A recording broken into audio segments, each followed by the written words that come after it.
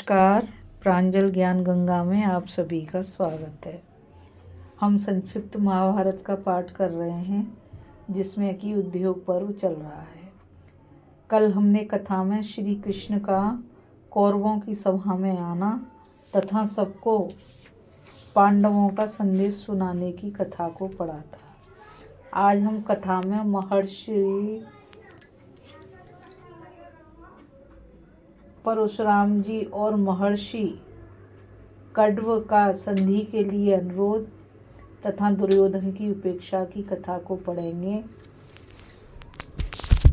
वैशंपायन जी कहते हैं, जब भगवान कृष्ण ने ये सब बातें कही तो सभी सभासदों को रोमांच हो आया और वे चकित से हो गए। वे मन ही मन तरह तरह के विचार करने लगे। उनके मुख से कोई भी उत्तर नहीं निकला। सब राजाओं को इस प्रकार मौन हुआ देख उस सभा में बैठे हुए महर्षि परशुराम जी कहने लगे, राजन, तुम सब प्रकार का संदेह छोड़कर मेरी एक सत्य बात सुनो। वह तुम्हें अच्छी लगे तो उसके अनुसार आचरण करो। पहले दंभोधव नाम का एक सार्वभौम राजा हो गया था।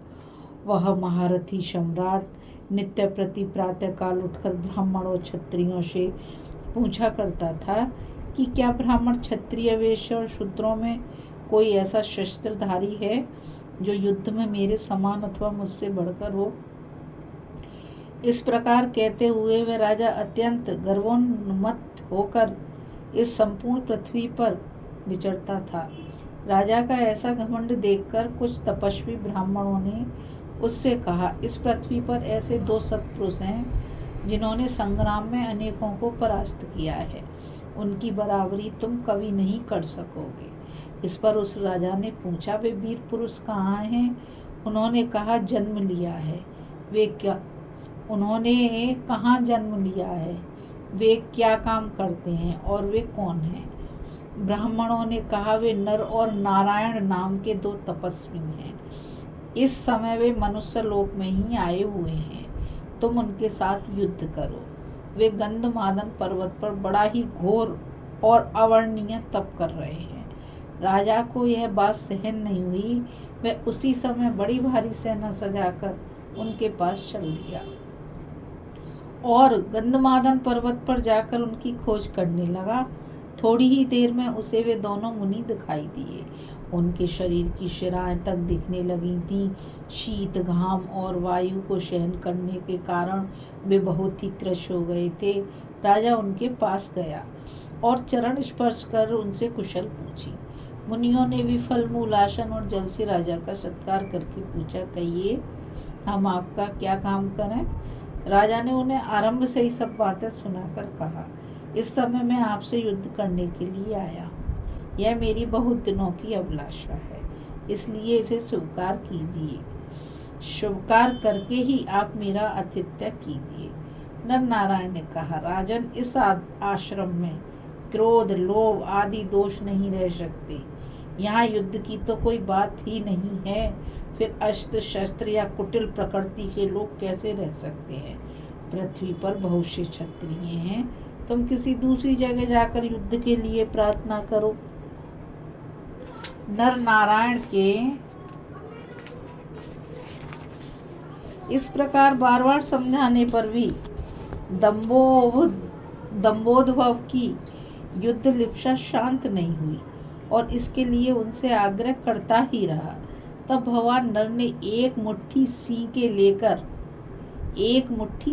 लेकर कहा, अच्छा, तुम्हें युद्ध करने की बड़ी ही लालसा है, तो अपने हथियार उठा लो और अपनी सेना को तैयार करो। यह सुनकर दंभोधव और उसके सैनिक ने उन पर पड़े पैने बाणों की वर्षा आरंभ कर दी। भगवान नर ने एक सींग को अमोघ अस्त्र के रूप में परिणित करके छोड़ा। इससे वे बड़े आश्चर्य की बात हुई कि मुनिवर, नर ने उन सब वीरों के आंख, नाक और कानों को सींग से भर दिया। इसी प्रकार सारे आकाश को सफेद सींगों से भरा देखकर राजा दंभोधव उनके चरणों में गिर पड़ा और मेरी रक्षा करो, मेरी रक्षा करो, इस प्रकार चिल्लाने लगा। तब शरणागत वत्सल नर ने शरणापन्न राजा से कहा, राजन तुम ब्राह्मणों की सेवा करो और धर्म का आचरण करो, ऐसा काम फिर कभी मत करना। तुम बुद्धि का आश्रय लो और लोभ को छोड़ दो तथा अहंकार शून्य, जितेंद्रिय, क्षमाशील, मृदु और शांत होकर प्रजा का पालन करो। अब भविष्य में तुम किसी का अपमान मत करना। इसके बाद राजा दम्भोधव उन मुनीश्वरों के चरणों में प्रणाम करके अपने नगर में लौट आया और अच्छी तरह धर्मानुकूल व्यवहार करने लगा। इस प्रकार इस समय नर ने यह बड़ा भारी काम किया था। इस समय नर ही अर्जुन है राजन। अतः जब तक वे अपने श्रेष्ठ धनुष गांडीव पर बाण न चढ़ावें तभी तक तुम मान छोड़कर अर्जुन की शरण ले लो। जो संपूर्ण जगत के निर्माता, सबके स्वामी और समस्त कर्मों के साक्षी हैं, वे नारायण अर्जुन के सखा हैं। इसलिए युद्ध में उनके पराक्रम को सहना तुम्हारे लिए कठिन हो जाएगा। अर्जुन में अगणित गुण हैं और श्री कृष्ण तो उससे भी बढ़कर हैं। कुंती पुत्र अर्जुन के गुणों का तो तुम्हें भी कई बार परिचय मिल चुका है। जो पहले नर और नारायण थे वे ही इस समय अर्जुन और श्री कृष्ण हैं। बोलो श्री नर नारायण भगवान की जय। बोलो श्री कृष्ण भगवान और संत अर्जुन की जय। उन दोनों को तुम समस्त पुरुषों में श्रेष्ठ और बड़े वीर समझो। यदि तुम्हें मेरी बात ठीक जान पड़ती हो और मेरे प्रति किसी प्रकार का संदेह ना हो तो तुम सद्बुद्धि का आश्रय लेकर पांडवों के साथ संधि कर लो। परशुराम जी का भाषण सुनकर महर्षि कड्वी दुर्योधन से कहने लगे, लोक पितामह ब्रह्मा और नर नारायण ये अक्षय और अविनाशी हैं। अदिति के पुत्रों में केवल विष्णु ही सनातन, अजय, अविनाशी, नित्य और सबके ईश्वर हैं।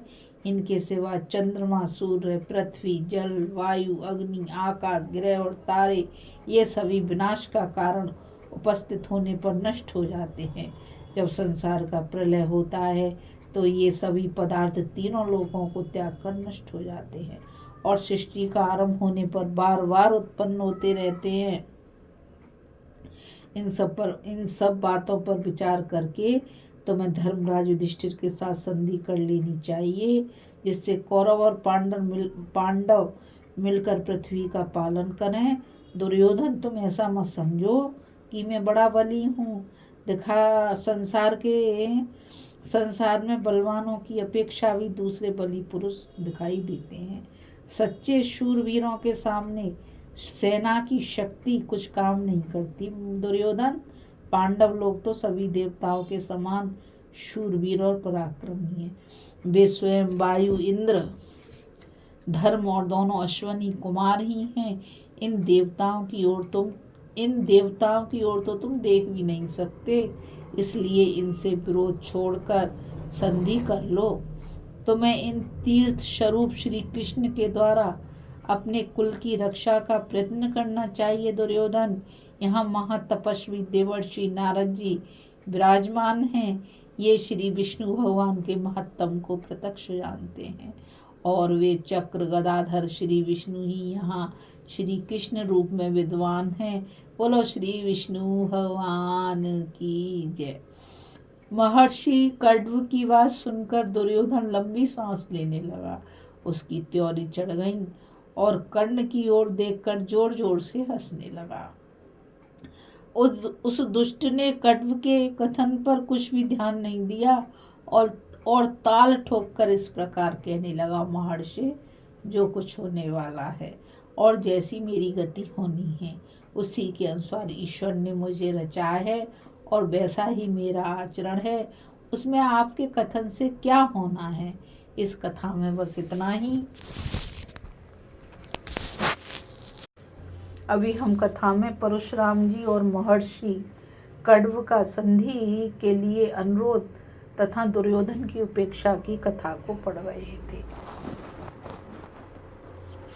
कल हम कथा में श्री कृष्ण का दुर्योधन को समझाना तथा भीष्म, द्रोण, विदुर और धृतराष्ट्र द्वारा उसका समर्थन की कथा को पढ़ेंगे। अब मुझ गीता रावत को आज्ञा दीजिए और मैं आप सभी से यही कहना चाहूँगी कि इस चैनल को ज़्यादा से ज़्यादा लाइक, शेयर और सब्सक्राइब कीजिए ताकि ये अमूल्य ज्ञान अधिक से अधिक लोगों तक पहुंच सके और सभी हमारे इस ज्ञान के बारे में जानें कि हमारा ज्ञान कितना विशाल है। तो अब कल फिर मिलेंगे एक नई कथा के साथ। राधे राधे, जय श्री कृष्णा, नमस्कार।